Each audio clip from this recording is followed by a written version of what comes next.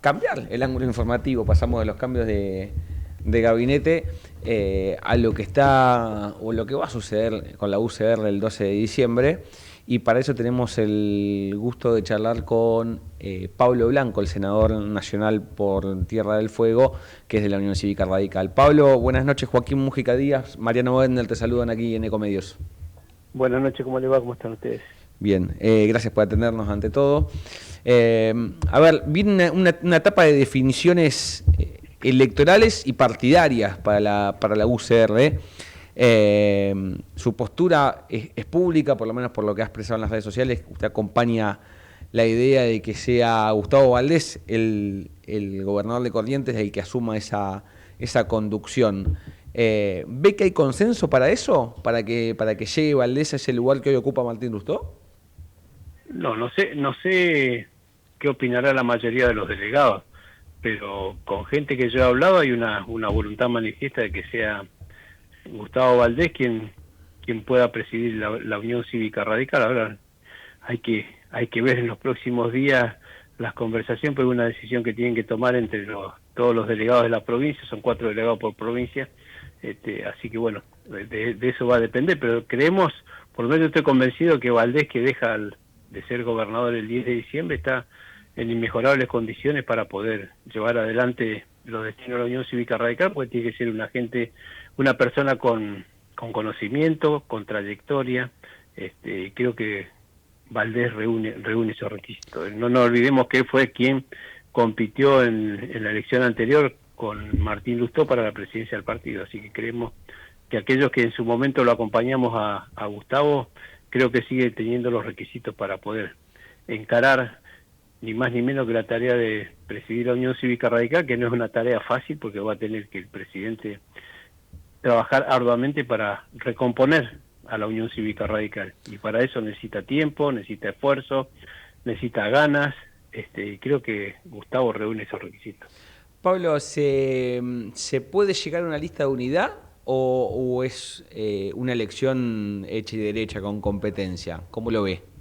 No, yo creo que necesariamente y obligadamente vamos a tener que llegar a una lista de unidad, porque las peleas internas nos han llevado a la situación que está hoy la Unión Cívica Radical. Prácticamente en muchos lugares del país ni siquiera se la tiene en consideración, y ni que hablar de la mayoría de los medios nacionales no nos consideran a los radicales. Entonces me parece que el primer esfuerzo es tratar de aunar criterios y tener una lista única y trabajar todos en conjunto, más allá de las lógicas diferencias que pueden haber dentro del partido, pero me parece que la Unión Cívica Radical necesita en esta oportunidad la unidad de todos sus dirigentes.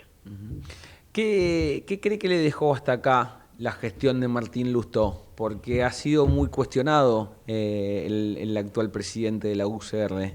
¿Qué le dejó de bueno y qué le dejó para adelante para mejorar, para cambiar? Yo creo que es muy fácil criticar. Le tocó una etapa difícil. No es fácil presidir un partido, y sobre todo cuando hay gente que no acepta ser presidida. Me parece que acá hay responsabilidades concurrentes, no solamente del presidente del partido, sino de aquellos dirigentes importantes que tiene la Unión Cívica Radical. No nos olvidemos que en el 2023, cuando ganó Milei la presidencia, lo que era Juntos por el Cambio, dentro de los cuales estaba la Unión Cívica Radical, quedó con una representación de 10 gobernadores, de 20, un poco más de 20 senadores y de más de 60 diputados, y sin embargo, con ese peso político, con esa importancia política, terminamos prácticamente no figurando en ningún lado. Y eso no es responsabilidad, en el caso de la Unión Cívica Radical, pura y exclusivamente del presidente del partido, sino del presidente y los dirigentes. Los 5 gobernadores radicales deberían haber trabajado en conjunto con el presidente del partido, con el bloque de senadores, con el bloque de diputados, para tener una propuesta bastante conversada y prácticamente, no digo unánime, pero bastante mayoritaria. Y sin embargo, cada cual tiró por su lado, y el resultado lo tenemos ahora. Sí, no le quito responsabilidad al presidente del partido, pero también esencialmente tienen responsabilidad los otros dirigentes que muchas veces ni siquiera aceptaban reunirse con el presidente del partido. Pablo, ¿qué tal? Mariano Wender lo saluda, buenas noches. Le sumo una más respecto a, por ahí, una consideración general respecto a cómo ha sido para un partido como la UCR en los últimos años. Por ahí no necesariamente dice tan atrás, pero quiero decir, los últimos años para la vida política del partido, si uno recuerda la convención del 2013, por ejemplo, en Gualeguaychú, ahí ya hubo, por ejemplo, recuerdo una discusión muy clara sobre si en ese momento ser parte de la alianza política con Mauricio Macri o no. Después, por supuesto, estuvo su desarrollo dentro de Juntos por el Cambio, y después llegó el momento de Milei. Todo ese recorrido de los últimos años, ¿qué crees que le dejó al radicalismo en términos de partido y de representación? Mira, el radicalismo siempre termina pagando los platos rotos en todas las circunstancias, pero acá hay una discusión que a mi criterio no es la correcta con el tema de la convención de Gualeguaychú, donde una parte del radicalismo tomó la decisión de formar alianza con el PRO y otra parte no es que plantea una alianza distinta. No es que el otro sector del partido decía que con el PRO no había que ir. El otro sector del partido decía que aparte de ir con el PRO había que ir con Massa y con otros espacios políticos. No era que con el PRO sí o con el PRO no, lo que se discutió en Gualeguaychú. Se discutía una alianza más amplia, donde estaba el PRO, la Unión Cívica Radical, el partido de Massa y algunos otros sectores como el socialismo. Entonces, muchos plantean, no, el problema fue Gualeguaychú. No, Gualeguaychú se planteaban dos alianzas, no era la UCR sola. La UCR con el PRO o la UCR con otros espacios políticos. Es más, yo recuerdo y tengo muy presente que yo estaba por una alianza más amplia, no exclusivamente por la alianza del PRO. Bueno, se avanzó en ese sentido, la mayoría aprobó la alianza con el PRO, la conformación de Juntos por el Cambio, se participó en una interna sabiendo en muchos casos cuál era la postura del radicalismo en cuanto al resultado de esa elección interna, porque todo el mundo hablaba de que el presidente iba a ser Macri y el resultado de las PASO así lo dejó entrever, pero tampoco uno que tiene que ser injusto y la Unión Cívica Radical recobró mucha importancia en esas elecciones de Juntos por el Cambio donde ganó Macri la presidencia. Nosotros recuperamos en distintas provincias, pero esencialmente en Buenos Aires, una gran cantidad de municipios, representación en los cuerpos colegiados.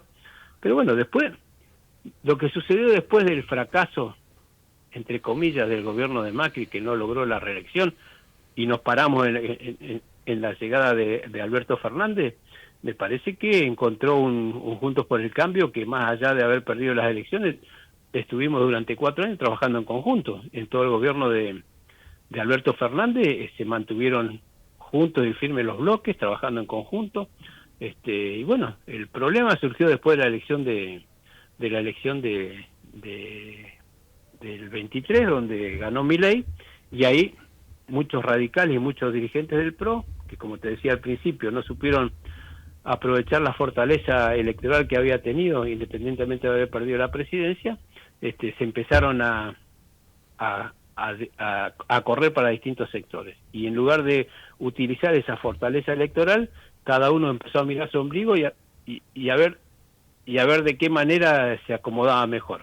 Y bueno, ahora, Pablo, me sumo a lo que estaba diciendo, digo, ¿qué cree que faltó para que Juntos por el Cambio, que en su momento fue fuerte, estando en el gobierno, y después, como dice usted, subsistió 4 años más, ¿no? Fue el principal opositor al gobierno de Alberto Fernández, para que después se pueda extender en el tiempo con la llegada de Milei? Porque la verdad es que, si bien puede haber una parte de Juntos por el Cambio que sea más afín a Milei, que es la del PRO, que ni siquiera es todo el PRO, sino un sector del PRO, te diría el más duro, la verdad es que todo el bloque de Juntos por el Cambio se desarmó, voló por los aires. ¿Qué faltó? ¿Faltó más conducción de Macri, a lo mejor, que hoy se para de repente como más opositor?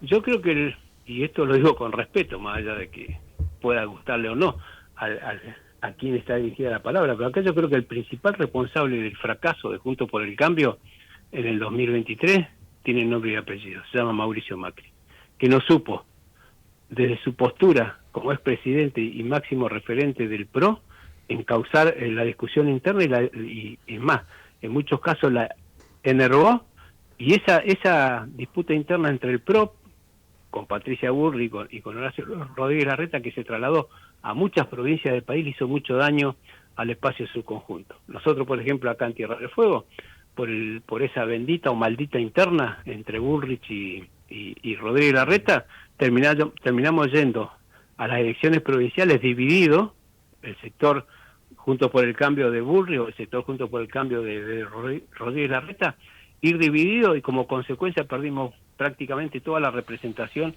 ya sea en la legislatura provincial o en los consejos deliberantes en Tierra del Fuego.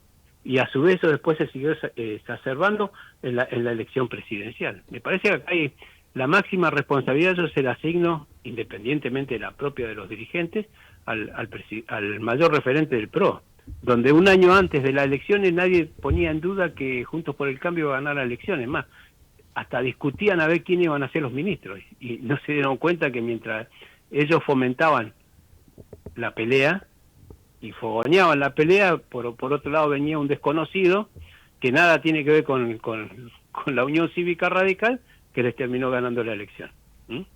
Y después, por supuesto, una vez ganada la elección, el ego personal de muchos dirigentes, viste, a ver abajo de qué solcito me calentaba mejor, hicieron que muchos se pongan la peluca, que otros, viste, vayan privilegiando intereses sectoriales y particulares y olvidándose del conjunto. Lo que sirvió como mecánica de trabajo y de mantenimiento durante 4 años del gobierno de Fernández, a pocos meses del gobierno de Milei, se dio por tierra. Pablo, te sumo una más ya sobre la agenda parlamentaria que viene. Ahí pareciera que inmediatamente después a que quede conformadas las cámaras renovadas, el gobierno va a empezar con una batería de proyectos. Será probablemente primero el presupuesto y después reformas como la tributaria y la laboral. ¿Ustedes qué es que, digo, al día de hoy, más allá del presupuesto ya está presentado, con lo cual eso no es, no hay demasiado misterio sobre qué piensa el gobierno respecto de eso? ¿Qué es lo que esperan sobre las reformas específicamente, que pareciera que el gobierno actúa ahí con cierto sigilo? Y por otra parte, pareciera que el gobierno quiere empezar y terminar durante el verano los debates sobre estos proyectos. ¿Ustedes esperan que haya un tratamiento más o menos rápido o qué creen que puede llegar a pasar en este sentido? Bueno, en principio lo primordial sería ver los proyectos, a ver qué es lo que quieren modificar, porque ellos se la pasan haciendo anuncios que después no se concretan. Inclusive en las primeras iniciativas, cuando se hablaba de reforma laboral en la ley base, después cuando se avanzaron en el proyecto de reforma laboral, lo primero que retiraron a sus representantes para que no se trate fue el propio gobierno. Así que vamos a ver qué es lo que se presenta en este periodo de sesiones ordinarias sobre lo que tiene que ver con la reforma laboral, con la reforma tributaria, y a partir de ahí ver cómo se puede avanzar o no. En mi caso particular, yo termino mi mandato el 9 de diciembre, pero bueno, por supuesto que voy a seguir viendo, analizando y pudiendo opinar, pero bueno, va a ser responsabilidad de los senadores y diputados que comiencen sus funciones o continúen su función a partir del 10 de diciembre. Pablo, le hago la última, y desde ya le agradezco haberse tomado el tiempo para poder charlar con nosotros. No, al contrario, es mi obligación atender a la prensa. Que tiene que ver con la identidad de la nueva conducción de la UCR. ¿Y por qué le digo la identidad? Porque hay gobernadores de la UCR, como el caso de Cornejo, o Cedero, en Chaco, que hicieron una alianza con la Libertad Avanza, una alianza electoral, y que están jugando con el gobierno. Y hay otro sector de radicalismo mucho más crítico, mucho más duro.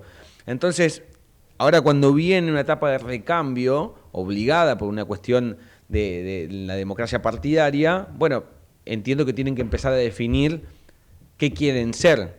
Si quieren ser un intermedio, si quieren ser un sector más crítico, si quieren ser un aliado del gobierno. ¿Qué síntesis ve que se puede hacer sobre eso? Mira, yo creo que las circunstancias provinciales muchas veces hacen que uno, si no la conoce en profundidad, pueda emitir una opinión que no sea la acertada. Pero en cuanto a las alianzas a nivel nacional, tanto de Mendoza como del Chaco, yo creo que cualquiera que tiene claro los lineamientos de la Unión Cívica Radical, no debería avalar ese tipo de alianza. Más allá de las circunstancias provinciales, pero me parece que la manera de pensar de la Libertad Avanza dista mucho de la manera de pensar de la Unión Cívica Radical. Pero bueno, esa es mi opinión personal. Nosotros lo que debemos buscar en la conducción de la Unión Cívica Radical Futuro es alguien que defienda los intereses y los principios de la Unión Cívica Radical, sin dejar de tener en cuenta que muchas veces el partido no es, no podemos vivir únicamente del recuerdo de lo que sucedió, de lo que fuimos, sino lo que tenemos que mirar para adelante. Y en ese sentido, ir adaptándose. Ahora, yo creo que suscribir ciegamente, como muchos hacen, todas las políticas de la Libertad Avanza, me parece que no habla muy bien del radicalismo que tienen esos, que proponen eso. ¿Mm? Pablo, clarísimo, clarísimo. Le agradecemos haber estado con nosotros esta noche aquí en Ecomedios.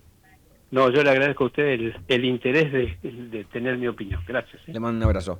Ahí pasaba el senador nacional Pablo Blanco, que